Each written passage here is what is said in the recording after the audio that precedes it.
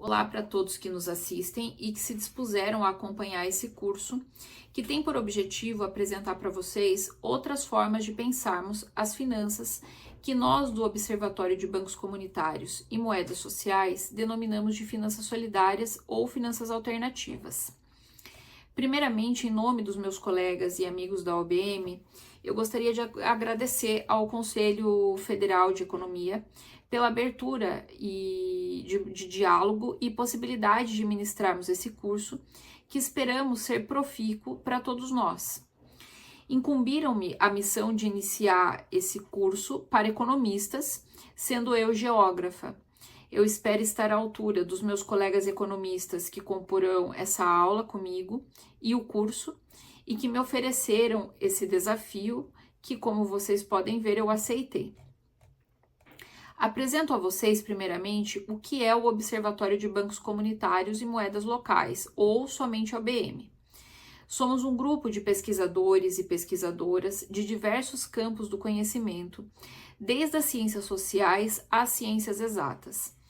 Nosso objetivo em comum é debruçar-se sobre o tema das finanças solidárias, tendo como foco os bancos comunitários e suas respectivas moedas locais.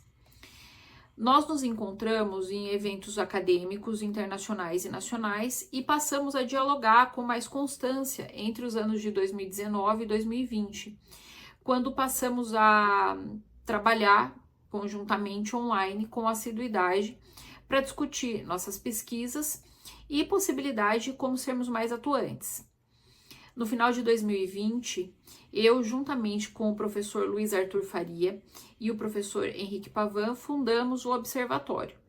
Em seguida, ou até mesmo conjuntamente, o professor Anderson Oriente passou a dialogar conosco. Os anos que se seguiram foram trazendo novos pesquisadores e pesquisadoras para esse grupo. Como buscamos atuar em nossas pesquisas acadêmicas junto aos bancos comunitários, está próximo do que o sociólogo francês Fabien Muniesa aponta ser o papel do pesquisador, que é ser participativo. Em suas palavras, o pesquisador em geral ou o cientista social em particular atua como um participante emaranhado em vez de um observador externo enxergando a realidade de cima.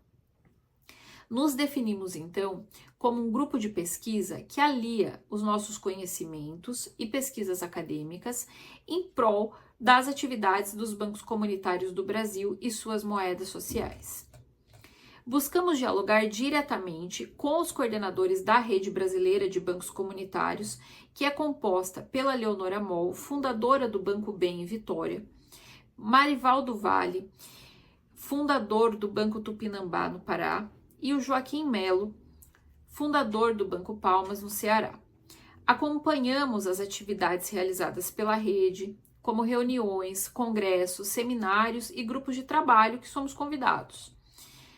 Para iniciarmos as nossas discussões no que tange propriamente o tema dessa aula, que são bancos comunitários, é importante uma contextualização. Estamos diante de um período histórico em que a divisão internacional do trabalho torna mais rígida a hierarquia entre as nações centrais e periféricas. Nas escalas territoriais nacionais, observa-se um aumento da desigualdade de todos os tipos. Há uma difusão do que o geógrafo Milton Santos denomina de meio técnico científico informacional, no qual os objetos técnicos que compõem o espaço geográfico tendem, ao mesmo tempo, serem técnicos e informacionais.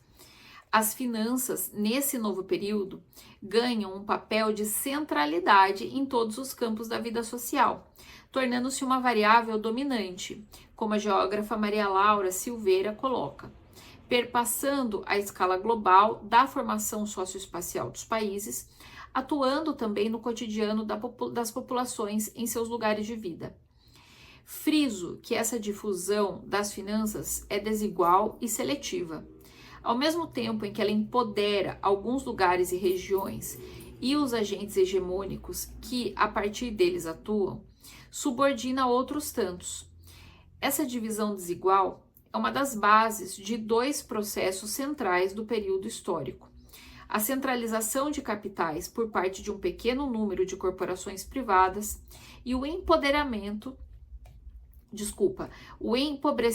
generalizado das populações, sobretudo nos países periféricos. Esse meio técnico, científico e informacional permite uma fluidez do dinheiro global e carrega em si uma lógica rentista, impondo-se a praticamente todos os lugares.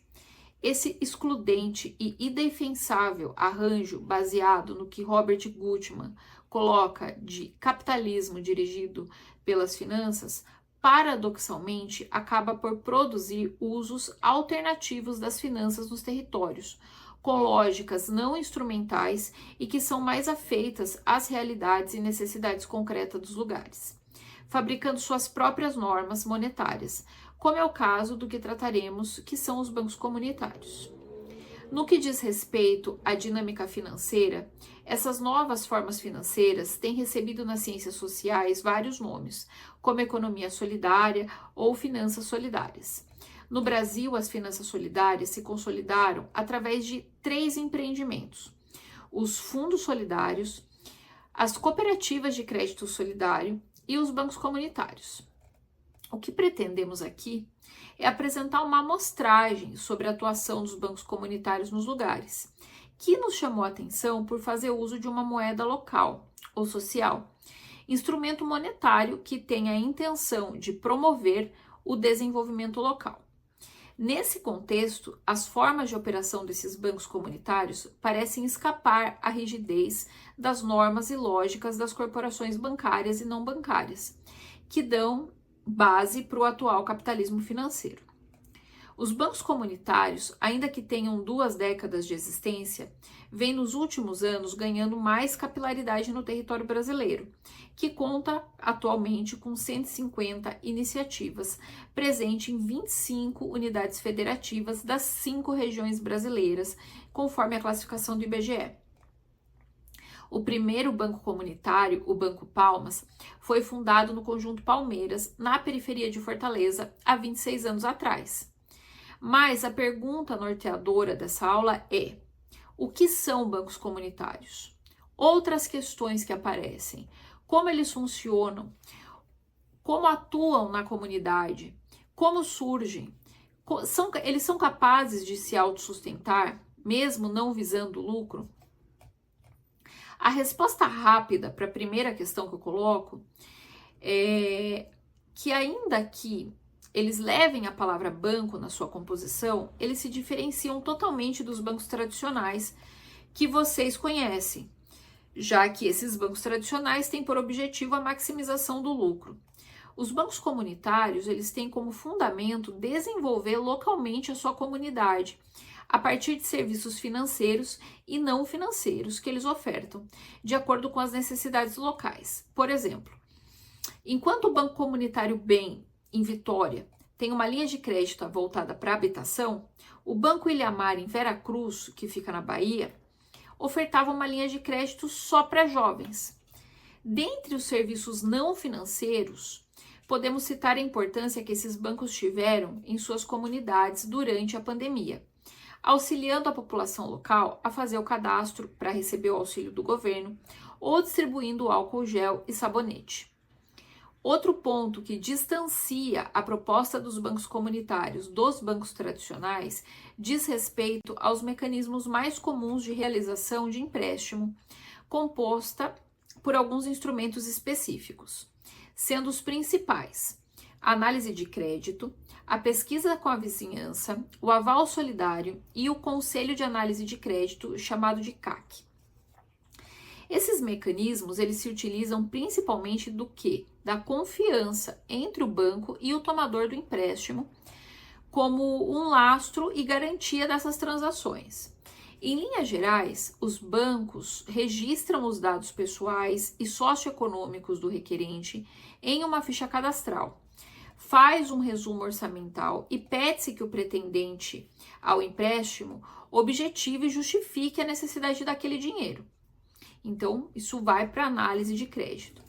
Posteriormente, o gestor parte em busca de referências do tomador na vizinhança e na própria comunidade, que vai se tornar a avalista desse empréstimo, em caso de concessão. Silva Júnior explica que esse aval solidário ele é um mecanismo de controle financeiro de caráter genuinamente social, que envolve vizinhos, os próprios moradores, que passam a ter a função de estabelecer mecanismos de pressão moral junto aos demais habitantes do bairro, caso o pagamento não seja efetuado. Por fim, os gestores do banco analisam o levantamento feito e levam em consideração se o tomador participa também de atividades coletivas promovidas pelo banco. Tudo isso vai ser discutido entre as pessoas, os gestores do banco, que é o Conselho de Análise de Crédito. A maior parte dos bancos comunitários localiza-se em áreas periféricas do território nacional ou lugares periféricos das metrópoles em que funcionam. Os nossos dados de 2021 apontam que 40 bancos comunitários estão localizados nas capitais. Isso demonstra que nos adensamentos urbanos, o meio construído permite maior fixação dessas organizações locais.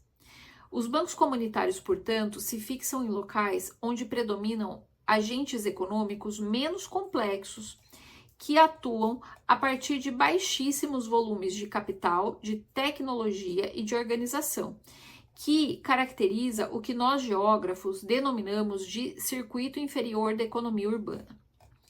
Outro ponto fundamental que trazemos para análise é que os bancos comunitários eles estão em locais onde há falta tanto de fixos geográficos financeiros tradicionais mais complexos, como é o caso das sedes bancárias e agências bancárias, como também esses fixos financeiros tradicionais mais simples do ponto de vista da materialidade e do funcionamento, que são os correspondentes bancários e os postos de atendimento eletrônico.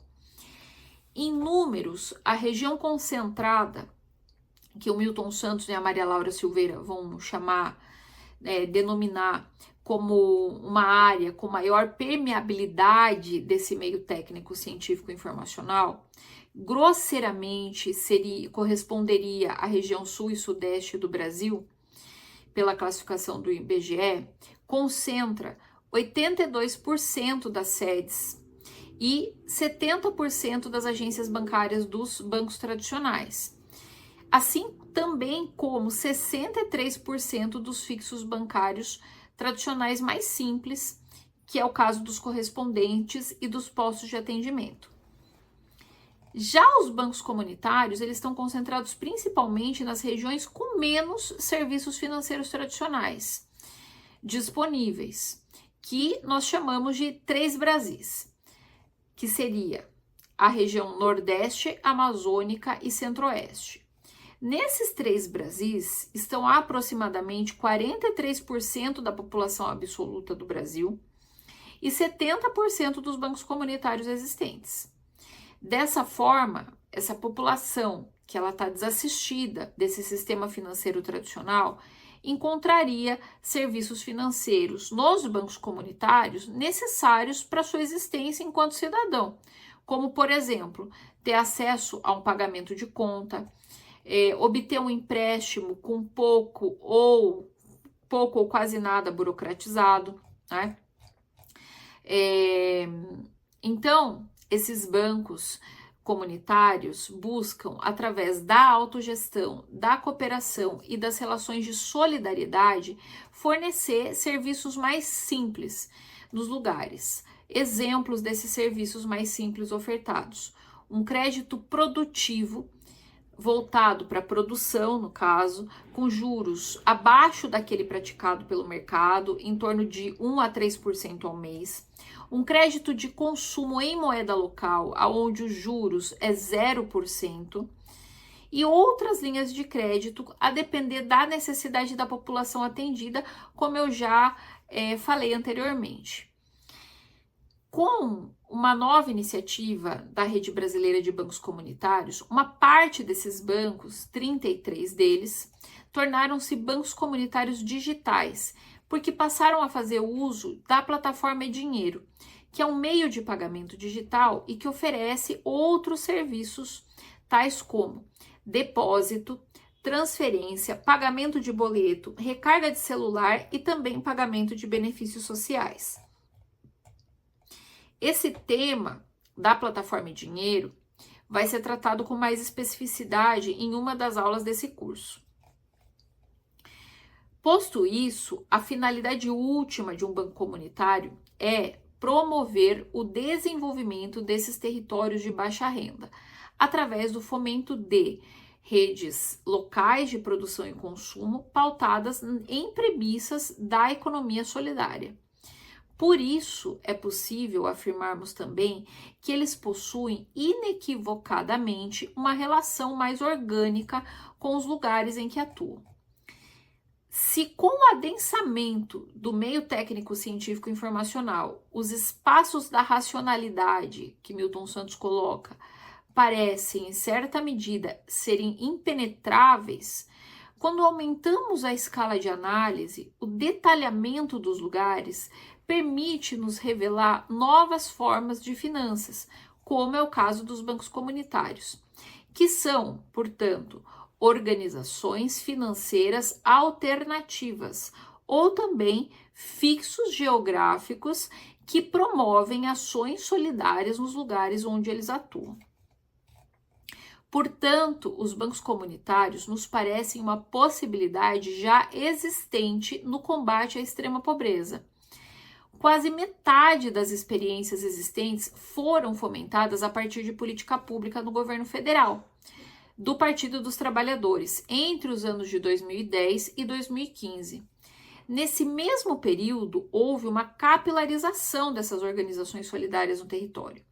Friso, desse modo, a necessidade de efetivar novas políticas públicas através da Secretaria Nacional de Economia Solidária, a SENAES, para fortalecer os bancos já existentes e também fomentar novos bancos, que continuam surgindo, mesmo sem nenhum tipo de política pública, como a gente viu, de política pública de economia solidária, entre os anos de 2016 e 2021. Durante esse período, nós tivemos 25 bancos comunitários sendo formados. Eu deixo essa parte sobre fomento de banco comunitário importantíssima para o professor Anderson Oriente, que vai continuar tratando desse assunto a seguir. Eu agradeço a todos e todas pela atenção da aula. A gente só está começando, né? A gente tem terminar essa aula e mais 3 aulas pela frente. Espero que vocês participem do curso, façam boas colocações e considerações para que a gente possa dialogar cada vez mais sobre esse tema. Eu agradeço e eu vejo vocês na última aula. Tchauzinho!